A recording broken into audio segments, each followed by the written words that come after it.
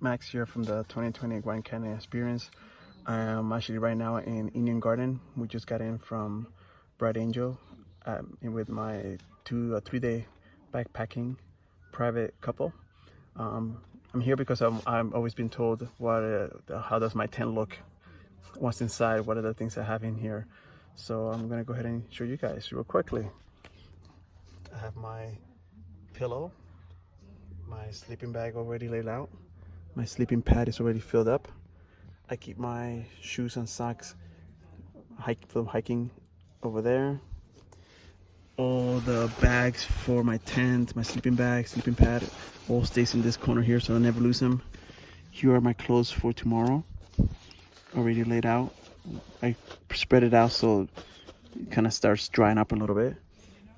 And over here is where I got my electronics, my cables, my power pack, my wipes to clean up, my jacket when it gets cold, my goodies for the morning, toothpaste, toothbrush, eye drops, a book to read, additional socks and underwear in case, my glasses, my hat, and my little friend that comes with me everywhere. And that's it. Super simple. Oh, don't forget about the most important part. My little dome light I got over here when it gets dark. Oh, here it is. Again, if you have any questions, let me know.